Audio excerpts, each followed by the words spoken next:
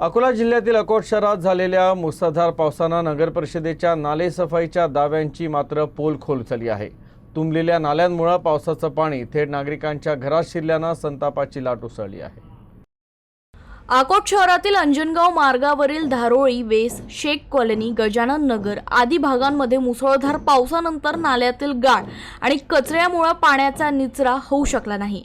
परिणामी पावसाचं पाणी रस्त्यावरून वाहत थेट नागरिकांच्या घरात शिरलं। अचानक पाणी घुसल्यानं नागरिकांची मोठी धावपळ उडाली। यापूर्वी 23 जून रोजी झालेल्या जोरदार पावसातही याच भागात पाणी साचून अनेक कुटुंबांचं नुकसान झालं होतं। मात्र त्यानंतरही ठोस उपाययोजना करण्यात आल्या नसल्याचा आरोप स्थानिक नागरिकांनी केलाय। दरवर्षी पावसाळ्यापूर्वी नालेसफाई केल्याचा दावा नगर परिषदेकडून केला जातो, मात्र प्रत्यक्षात नाल्यांची योग्य साफसफाई न झाल्याचं या घटनेतून पुन्हा एकदा समोर आल्याची प्रतिक्रिया नागरिकांनी व्यक्त केली। लोकप्रतिनिधी आणि अधिकारी दरवर्षी पाहणी करतात, मात्र कायमस्वरूपी तोडगा न निघाल्यानं नागरिकांमध्ये नाराजी आहे।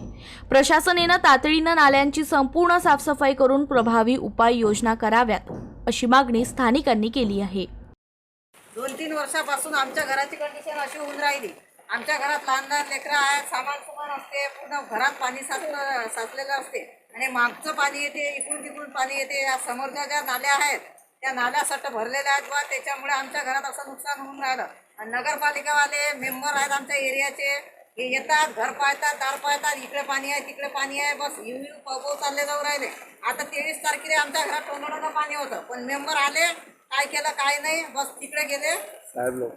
सीओ साहेब आले, ते मॅडम आल्या होत्या, सीओ मॅडम बी आल्या होत्या, तेही नाही पाहिलं, घरही पाहिलं, बाहेरचंही पाहिलं, बस नाल्या काढतो, असं करतो तसं करतो आश्वासन देऊन जातात, तिकडे जाऊन काही करून नाही राहिले।